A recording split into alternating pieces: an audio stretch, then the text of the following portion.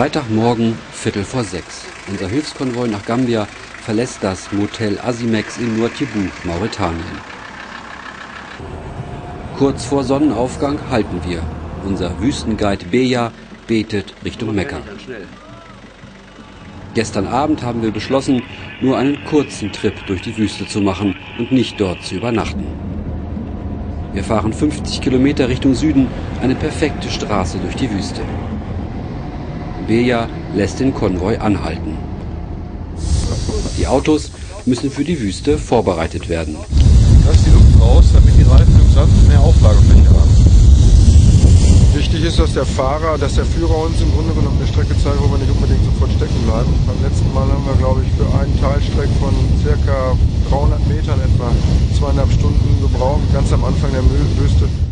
Beja erklärt Jan, warum wir einen Guide wie ihn brauchen und was wir jetzt vorhaben. Wir fahren jetzt erstmal in die Wüste rein, bis zu der Düne, die man da hinten sieht. Die siehst du natürlich nicht. Und natürlich sehe ich die. Ja, natürlich siehst du die. Ich sehe sie nicht. Und dann fahren wir parallel zur Teerstraße weiter Richtung Nouakchott. Also jedenfalls brauchen wir einen Führer, weil wir uns ansonsten völlig verlieren in dieser ewig gleich aussehenden Sandeinhöhle. Wir haben es ja schon gemacht, das ist ziemlich gleich alles. Wir verlassen die Straße und unser kleines Wüstenabenteuer beginnt. Wir filmen, wie der Konvoi im Sandsturm verschwindet. Ein tolles Bild. Jetzt sind wir in die Wüste abgebogen, schon sind die anderen weg und wir folgen jetzt den Spuren, um sie wiederzufinden. Geröll und Sandverwehungen wechseln sich ab. Aber wann kommt was? Erfahrene Wüstenfahrer wissen, wie man am besten durchkommt. Im Sand immer versuchen, weit hinter denen zu bleiben, weil wenn einer mal im Sand irgendwo stehen bleibt, dass man dann mit Schwung immer dran vorbeikommt. Das ist wichtig. Sprach's und schon steckt der Pickup fest. Fritz ist gefahren, ich war nur Beifahrer. Der Krankenwagen wurde ziemlich langsam, ich konnte keinen Schwung mehr nehmen. Und dann sagte er ein. Egal wer's war, Schaufeln raus und freischippen.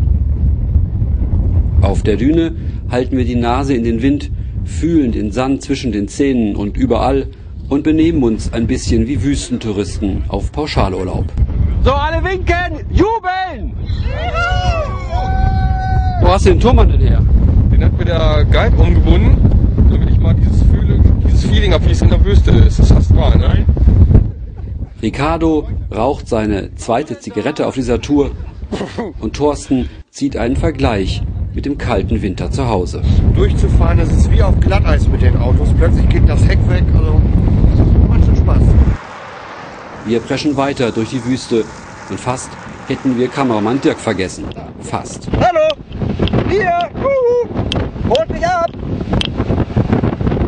Taxi! Keine Angst, Weltfischfischer, die sitzen gelassen. Nach 2 Stunden sehen wir die ersten wilden Dromedare und dann suchen wir den Weg zurück zur Straße.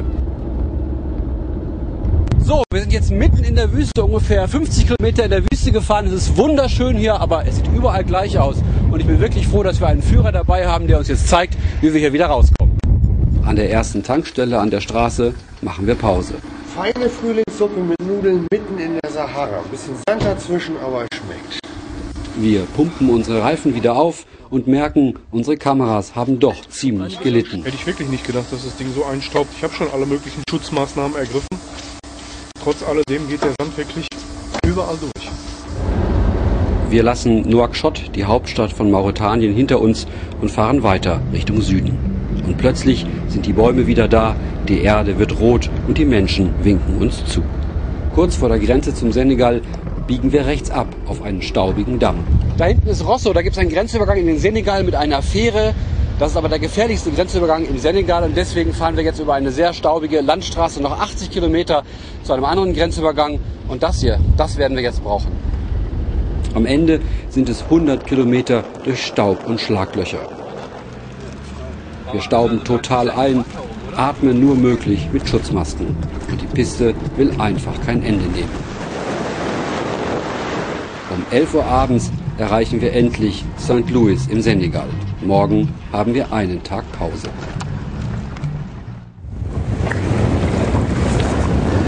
Und davon gibt es keine Bilder. Nur dieses.